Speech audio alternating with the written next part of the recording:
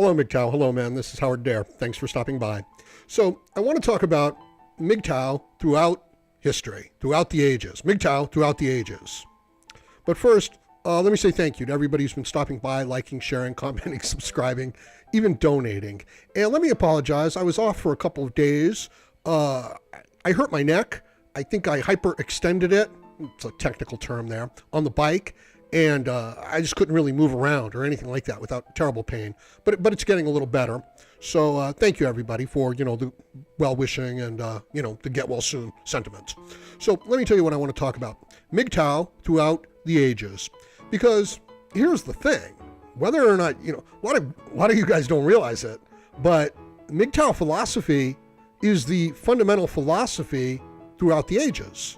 It is men going their own way. Not necessarily from women, but from any authoritative, dogmatic, overbearing, emotional-based system. This is what the history of mankind, humanity, is. It is a struggle for man to express freedom. And if he can't, he struggles, he fights.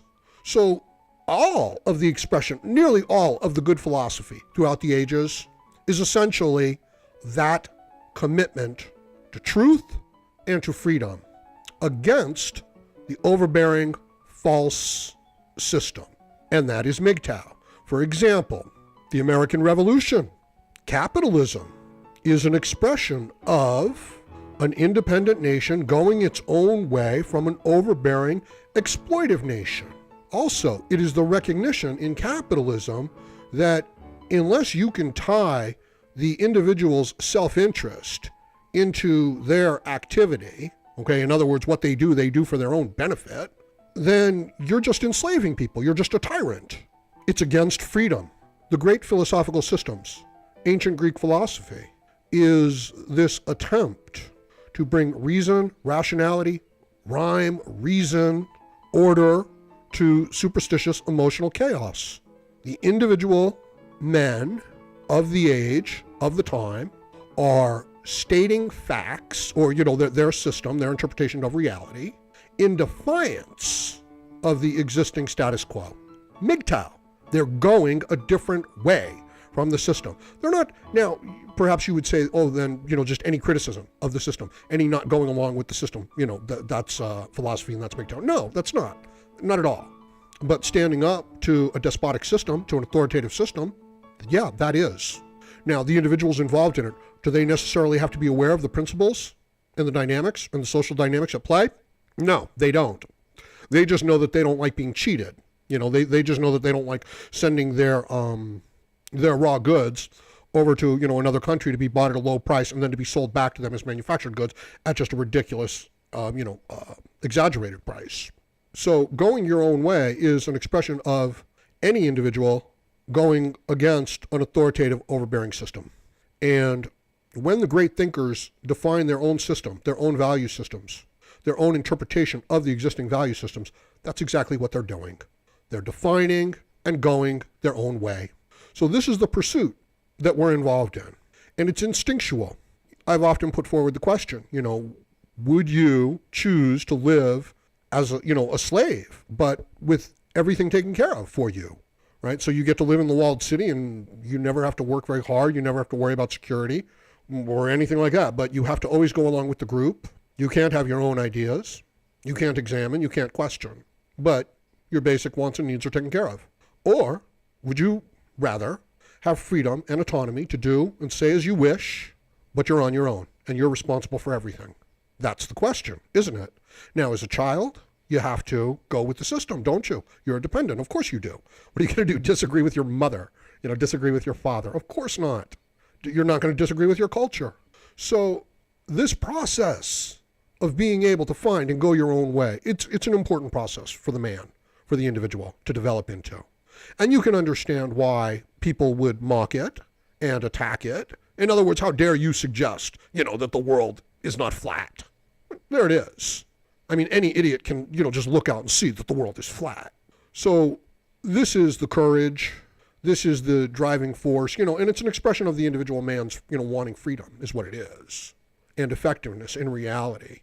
And it's also a rebellion against anything that's bullshit. The basic practical, pragmatic view, of the world. It's like, why am I so deeply concerned with, the emotional concerns of, a middle-aged woman that is not attractive and can't reproduce? Why are her wants, her needs, her values, her interpretation of the social situation, why are they dominant, right? Why would the sentiments of Angela Merkel decide the fate of Germany? And why would the people there, and this is, this applies everywhere, be unable to speak out against this? So this is a form of female tyranny, a female authoritativeness, female dictatorship, a dictatorship by political correctness and feminine emotions. And the men who want to reproduce, they're gonna capitulate, they're gonna go along with that. But understand that the struggle is the same struggle, and it's throughout all the ages. Now, this is not to say that, you've got men going against women throughout all of history. Although when they become, the dominant ruling class and their values start to determine, then yes, that's exactly what has to happen. Because it's not based on pragmatic, practical concerns. It's based on, emotional wants and needs. So then you become overrun. You become this servant to weakness. That's what we are. We serve weakness. Western civilizations, technology, and abilities, are there to alleviate the suffering of people. And, wow, that's a great thing, right? Of course it is.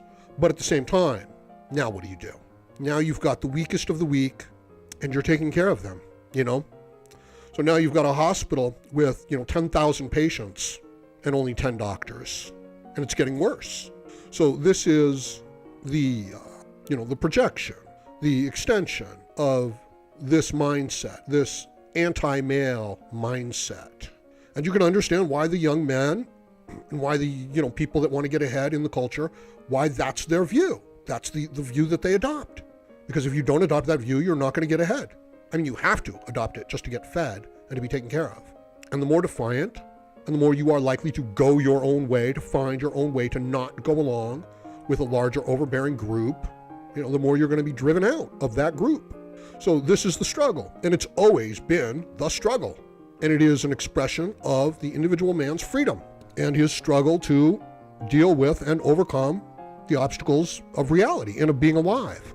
So when you mess with this is why the men get so upset over this stuff. It's like, well, maybe these guys are getting a little bit too upset about this. It's like, no, you don't understand. You're undermining the very basis of their reality, of their, not of their reality, of reality, of the worldview. I mean, you're stepping forward and saying, mathematics don't really matter here.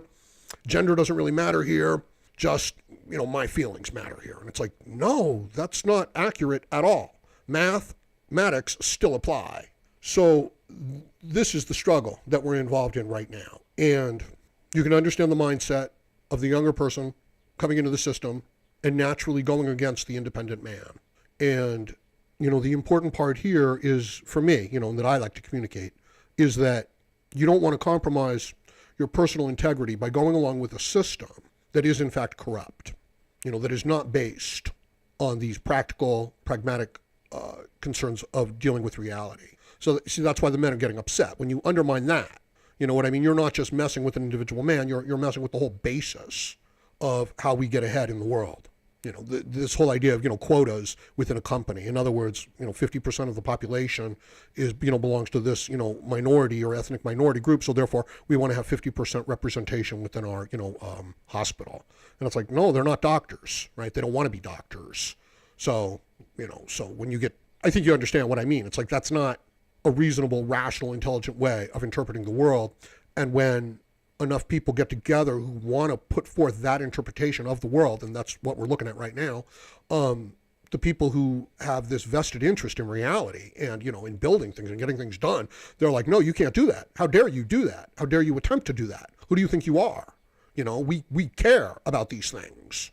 We take our measurements, we put our buildings up, we take our energy requirements, and we care about these things. We want them to work. They have to, it's not some joke about making people feel good and making sure that everybody's feelings are taken care of. It's this practical consideration of getting this work done, so that we can deal effectively with reality. So this is the struggle, right? And as I said, you can see this struggle throughout the ages, where people are trying to speak truth to power. So there you go. That's what I wanted to talk about. And I'm sure I have a lot of other things to talk about related to this.